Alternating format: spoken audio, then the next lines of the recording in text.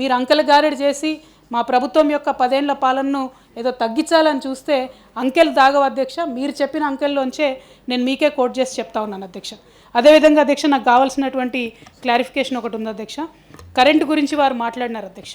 ఇక్కడ ఉన్న వాళ్ళం మనందరం కూడా సాక్ష్యం అధ్యక్ష.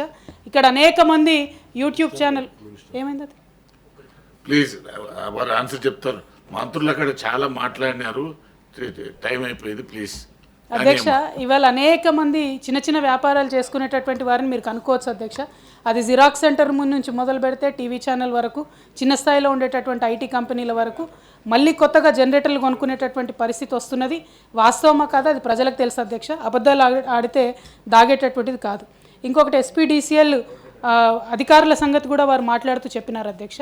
నిజంగా జరుగుతోంది. ఇవాళకి కూడా పొలాల దగ్గరికి వెళ్ళి వరి కోత మెషిన్లు కానీ ఇంకోటి ఏదన్నా ఉంటే కమర్షియల్ మీటర్లు పెట్టమని చెప్పి ఫోర్స్ చేస్తున్నటువంటి విషయం మొన్ననే గౌరవ సభ్యులు పెద్దలు జీవన్ రెడ్డి గారు కూడా ఇదే సభలో చెప్పినటువంటి విషయాన్ని నేను గౌరవనీయులు ఉప ముఖ్యమంత్రి గారి దృష్టికి తీసుకొని వస్తూ ఉన్నాను అధ్యక్ష. అదేవిధంగా అధ్యక్ష, వారు మాట్లాడుతూ మన 10 ఏళ్ళు సాగినటువంటి పాలనను సత్యం కంప్యూటర్స్తో పోల్చినారు అధ్యక్ష.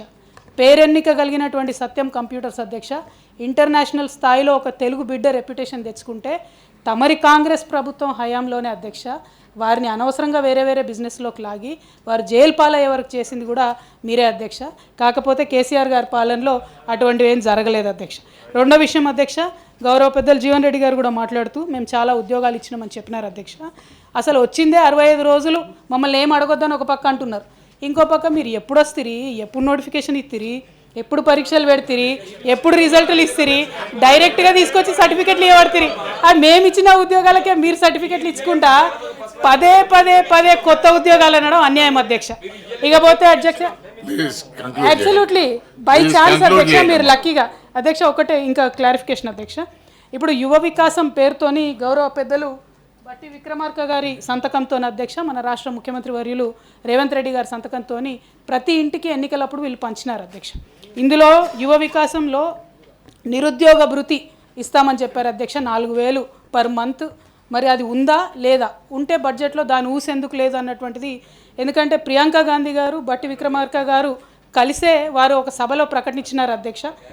మరి బట్టి విక్రమార్క గారు అబద్ధం చెప్తున్నారా, ప్రియాంక గాంధీ గారు అబద్ధం చెప్తున్నారా, క్లారిఫికేషన్ ఇవ్వాలి అధ్యక్ష.